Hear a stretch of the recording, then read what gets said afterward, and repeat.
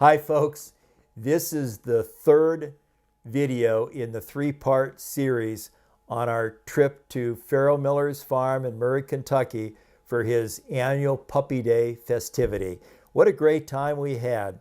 In this video, we've accumulated several little tips and pieces from throughout the day, training tips from Ferrel, from Harold Ray. We're going to see some champion dogs put on a bench. A lot of good stuff, a lot of fun. Hope you enjoy. Get some video of the boys here.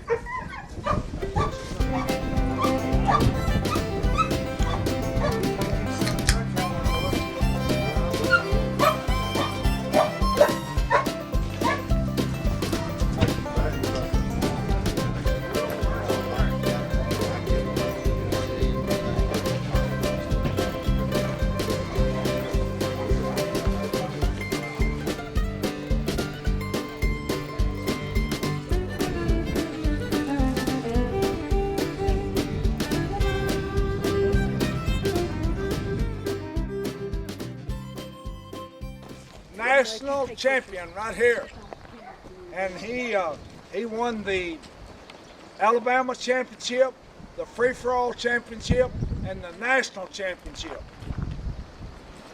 Turn that head around, make him look at the head. He belongs to David Thompson, belongs to David Thompson, and he handled Gary Lester handled him.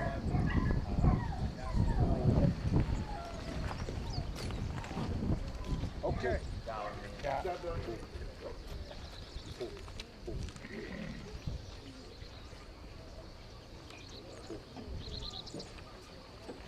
All of these dogs that's coming on this bench started here at Pro Teams. This dog here did, David's dog did, Will's dog did. All of them started here. Let's see, this year we started out winning as far as championships. We won the Invitational Championship. We won the U.S. Championship. We won the All-American Championship and Missouri Championship.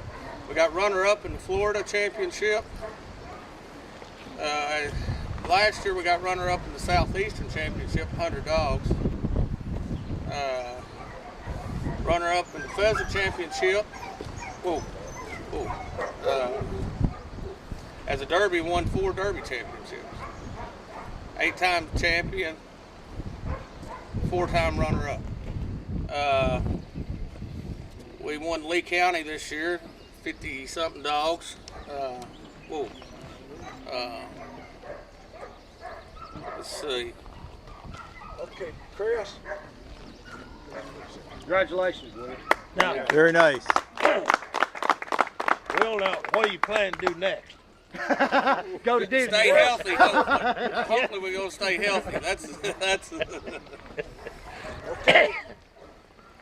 Here is the Invitational champion, and he won the first 4 Derby, open derbies that he was running. He's out of dialing in. Same as this dog. Out of dialing in. Yeah. All the dogs that's been on the bench so far started here at Pro Teams. He's not 2 years old. He'll be 2-year-old, 14. And this is the first Derby championship, first championship dog that Chris has ever trained. He carried him north, did a good job of it. Chris is a fine young man and a good dog trainer. Congratulations. Good job. Good Grace out of Dialed In by Reloaded. Granddaughter of Miller's Dialing In. She won the Georgia Derby Championship. She won the Pacific Coast Derby Championship and was runner-up behind Miller Speed Dial in the Invitational, in the Derby Invitational. She has 11 placements this year and is the Purina Derby of the Year. Congratulations. Good job.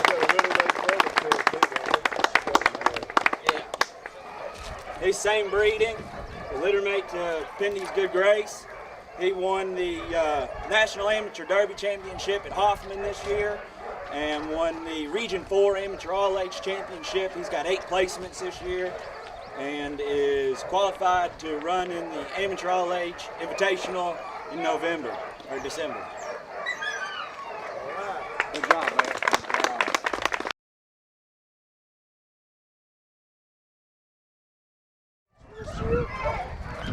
All right, now we're going to show you some future champions. All right, this is a dialing in and Wild Again pup. We're expecting big things out of him. His name is Doc. Whoa. Got a good nose, Scott? He's got a real good nose. Got one of the better noses. This is a young dog out of Thailand, and out of Dewey Mullen's female. She was a snow watch out of a white powder bitch. Okay. God, don't let him do that. That dog there is out of Dialing In, and a Wild Again female. So watch this. The litter mate to Scott. He's a nice dog. We're going to Matt.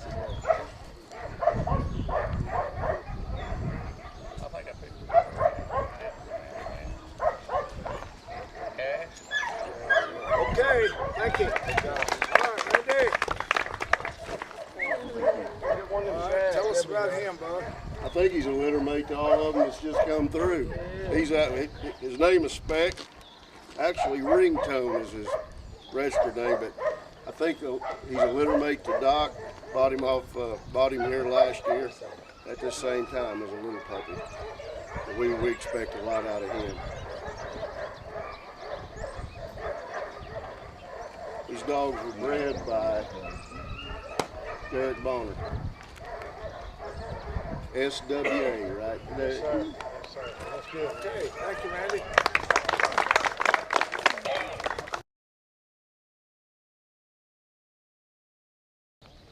If you go up there and start correcting him that first time by doing something like that, you brought it to his attention.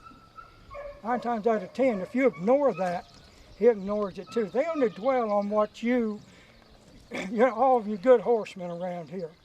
If a horse spooked or did something wrong at a certain spot, every time he comes by there because you got after him for doing that wrong, he's going to jump around at that same spot.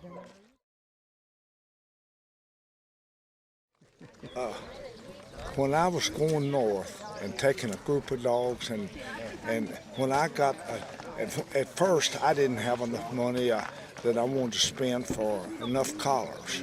And we was working several dogs at a time. Well, finally then, I got enough collars that I had one on the neck. That was to come here or let a deer alone. That's the only time I used it. And I wanted one, if he knocked a bird, and I let him chase the bird just a few steps and then bump him on the belly. And when I got enough that I used the collar on the belly just to stop the dog, to make him stand still, and use the one on the neck to come here and let a deer alone. Boy, I made progress fast. Tell me that, who did? I'm Ferrel Ray. Oh. I'm just holding her. Ain't his dog. I'm just holding her and trying to make her look good. Oh, well, she looking good. Okay, when you're out there flushing the bird, and somebody or anything says anything a little bit loud, anything, that dog's going to react to it. You're going to see a tail drop a little bit, it's going to be something. Because they read you just like you read them. And when you're upset, believe me, they're upset. Don't ever let that dog sense that you're uncomfortable, you're scared, or you're worried. He said they'll quit on you. You've got to stay up to keep them dogs up. And a lot of times at a field trial, if I'm winning that dog's a little bit down, I have to find something, boy, I'm going to get that good, boy, I'm going to get him pumped up and try to let the other handler go by a little bit and just get him really pumped up. They got to know you're happy. And when you eliminate so many stages, you take so many chances out of putting things into that dog. I'm just eliminating the voice thing. But how do you catch your dog? I teach a dog to come to me. Here, Rex. The only thing you say, they know here. Come here, if I want to stop, they'll stop. Now, healing. I never teach my derbies to heel while I'm breaking them. I want them to go out, gets in the rope. I don't want them to get confused and come back. I don't want to crown, you know, I train to win a championship. That's all I work for. And if that dog didn't suit, or I think he was going on, I didn't continue, because your time's too valuable to go out here and well, I always said, if you go to saying maybe, you need to sell that dog. The one you're going to win with, you say, boy, if I get a break, I'm going to win with that. You got no doubt you're going to win with it. That's what you're going to win with. That's what you need to put your time in on. It's like an argument. You start out a little bit soft, but that fellow hollers back at you. You holler back. Next thing you know, you're in a fight. You do the same thing with dogs. I've literally got into fights with dogs. They turn on me, and I've had to fight them down like a man. I mean, cash mercy, turned on me, and I told Mr. Bill Rail. It was the end of the season. I said, I was out there, and I mean, he couldn't get a pointer bird right flying around. I got on this day, and I snatched the heck out of him. He turned and jumped right in my face. And I knocked him down. He come back. I mean, it went on. It was a bad deal. And when it was done, I was leading the dog back. And I went up to Mr. Bill, and I said, well, I done run old Cash today. He said, no, you haven't. He said, if a dog isn't good enough to where you can overdo it one time with him and come back, you didn't have nothing to start with. I mean, a man to sit here and tell you he hadn't run a dog ain't worth one. That's right. And you're going to do it. But the only thing bothers me if I run another one the same way. You know, that's where you want to get out. Same thing, when I had pigeons wouldn't come back, I had fishing reels at every trap, and I'd just push the button, you know. And there's ways of doing it if you only got a pigeon that won't come back and stuff. Or you can have 2 or 3 people out there and have them on reels like I do with the dead bird, let them fly off and get back. But birds is what makes a bird dog. Mr. Ferrel will tell you that, we all know it. The more birds are exposed and the littler that age is, you know, that's what you... What age, Mr. Ferrel, are you doing most of your I want to tell you what, and this is really important to me. I let a puppy, my program, when I went to Canada and North Dakota, I took little pups up there, or however many litters of pups I had. When I was in Canada, I had 43 sections. Part of it, half of it was bush country and kind of rough. Well, one summer I had 27 puppies, okay? My good dog training area was 7 miles from, I'm camped in the middle of this 43, so it was 7 miles to the southwest. In that bush country, I would turn 27 dogs loose. And we got to the 7 miles, whatever was with me, I put in the truck. Well, it wasn't long that summer. Out of 27, I had 7 about half decent. But how many bird contacts did you have in that 7 miles? See, God. that's the trick right there. That's the thing. But it was thick country, and they had to come to you, and they would sit, and the ones going, you'd see them stop listening out there, and then they was coming around. And Harold, you let a puppy be a puppy. I didn't care. See, you didn't start out trying to force them to do something. I had a break. When you got a puppy that's pointing and stuff out there, don't think about breaking. Well, I'm going to steady him up. It's just like raising that kid didn't have a chance to go out there and raise hell. He's going to raise hell sometime. And you better let him do it when he needs to be doing it instead of backing up. Try not to ever back up. You can always get a dog steady, but you cannot make him hunt. You cannot make him hunt. That's the only thing you can't make him do. I can take any dog right here, and I don't know what. I can scare him and stand still, but I ain't taught him nothing except being scared of me. And you take that little pup, if he hadn't changed, even though he's pointed, the natural thing of a pup is, you know, a little pup, when he first gets around birds, going to point good. Then as he gets a little stronger, he's going to point less. Gets a little stronger, he's going to point less and less. And this is where the prairies, the big country come in. He'd get tired enough, he'd run down, then he went, now you're making the progress to where you can go forward. But you gotta let them have, I want them to have a good, full puppy. I don't care how much they're pointing and how good that they're doing it. And then my schedule working, and that's why I sent my puppy over there to Maurice. He was ready. I said, well, they're sitting in that kennel all winter. This man is fantastic. He's completely deaf. Doesn't hear anything. He said when he first lost his hearing, he said his daughter would talk to him sign language. He couldn't hear his own voice, so he couldn't tell whether he was up and down. But anyway, and then he told me when he worked for Mr. Herman Smith, which this was a shocker to me, that they never yard work dogs. That they literally just rode them down and started. You know, whatever you do. So we have really involved. Today, though. He wouldn't win. No, he wouldn't win today. No. I don't know. And I don't tell you, the breeding program, I'm not too sold on this semen being collected 35 years ago, because I want to tell you something, we got some great dogs today. And we have come a long ways with the dogs. I would think those old dogs are great, and I go back and look at some of them. I don't know whether I'd work this dog now or not. You know, it's just, it's different. We've got some great dogs out there. And one of the things that I've really enjoyed, I said, I'm not going to judge and not feel sorry. Then I see this dog with Ferrel's and Matt's dog up there and that in with that. God, this is, I mean, I've never, you know, I'd paid for that show, you know. I mean, it's what you live for. But famous quotes that really have stuck with me all these years. A wise man will change his mind, a dang fool never does. That's right. And whenever you train with blinders on or do anything with blinders, I promise you I'm going to take something away from what you showed me today. He carried 18 dogs up north. And I'm telling you, I worked them part of them when they got back home, and he done a good job. And tell them what all you done to them. Well, we start right here, running them, getting them around these birds and running them, you know, and then we start the process of breaking, which starts on that bench and they swing, and by the time you get the dog to stop in the yard, and you're ready to go to the birds. When you get up north and you've done all the yard work, it's easy, really easy. You just let them knock and chase for about a week and a half, and then start slowing them down and gradually take the chase out of them. And 3 or 4 more weeks and they're standing still.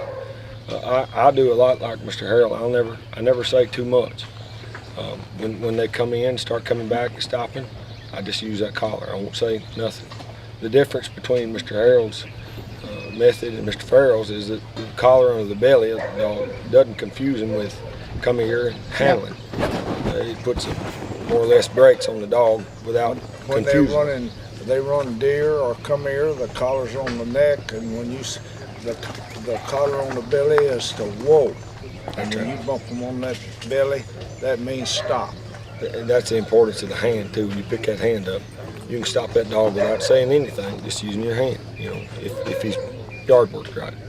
One of the greatest teaching things that I've ever done is I had some boys that took north with me, and I had Melissa, my daughter, come up and she made a video of us working, and we was working 7 or 8 dogs at one time, and a dog point a couple of chickens, everything we brought everything in, and we just raised our hand and said whoa, whoa, whoa, and I showed that to them boys. I said, now that's what these dogs have got to do, and this is why we're doing it, what we're doing out here. And it made all the difference in them. They actually thought that I was just trying to give them something to do. But when I showed them what the end product or what we were really trying to get them to do, boy, they done a much better job. And they understood, and they were a lot happy doing what they did. And they want to be careful and not hit that button when the bird comes up. You want to take the chase out first. Because if you hit that button when the bird comes up, you're going to get them ducking and participating in that. But if you let them chase it just a few steps when you first start, you won't get that. And then it won't be long till they'll be stopping. but you won't take a chase out first. Yeah, and the time frame is about the same as Mr. Harrell's, about 6 weeks. Eric Bonner broke a lot of derbies, yard worked a lot of the derbies that I broke last year. 6 weeks, yard work for Mr. Derrick is no problem. It's just transition, easy to break. I made a trip to Canada 45 years ago, I guess, and I visited Gene Lunsford, I visited Hall Eaton, I visited John Rex Gates, I visited Herman Smith and Collier and Rod, and I visited Ted and John Gardner, and I learned tremendous amount, and I learned just as many things not to do as I did to do, and it was just as important. That one's a cherry. That gets used a lot. This one's going to finish. Oh, Lord. So I didn't want to miss the mornings working them dogs, but we finally did one morning. They pulled in there, and they had a big long coop on a trailer, and there was every kind of dog you could think of, From bulldogs to the little bitty bulldog dog. to a hound and to a feist. And they turned certain strikeout dogs loose, and they jumped the hog, and they turned the bulldog loose, and we headed in there, and they had him bayed and caught. And Don slipped up over that camera and got down here in front of him and take a picture. And about the time I snapped that picture of that old boar hog, he just took dogs and all that and talked about a man leaving the ground. I hit a tree. Luckily there was one close. Ferrell's laughed as hard about fell off his horse. It was some movement, I tell you that. Come on, and I want to introduce where's Tammy? Come here, Tammy. Here is there's 1,500 acres over there in a family trust, not to be sold. Here's the trustees: Brad, Tammy, and Melissa is my 3 kids. And I will tell you something. Their hard work is what got that ground accumulated and paid for. Baling hay, cutting hay, breaking hay, 300 animal cows, a lot of work. This is my 3 grandsons. These are the trustees. These are the people that's going to have control of that over there. So I wanted you to meet them. How do you do? Hello. Well, folks, I hope you enjoyed that 3rd video in our 3-part series of our trip to the annual festivity called Puppy Day at Ferrel Miller's farm in Murray, Kentucky. I had a great time. I enjoyed riding on horseback and appreciate Mr. Ferrell's hospitality and putting up with an average horseman like myself. Those folks are all great on horseback, and the opportunity to watch some superior dog training, that's really a treat for me. And again, I want to remind everyone that Brad Harder had a great help in producing these videos for me and filming mostly on the horseback work. And again, all of his videos are available from the National Championship on his website. So here's his website right at the bottom of the screen. You can enjoy these videos and the trial from the comfort of your home. No 2 weeks on a horseback to see all of this action. You can just watch it all from Brad's videos.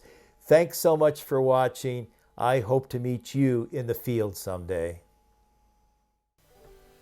Bird Dogs Afield, presented by Native Performance Dog Food, and brought to you in part by RST Shot Shells, Mud River Dog Products, Peach Shoe Dryer, Wooden Stream Outdoor Footwear, Canine Active, and Merkel Shotguns.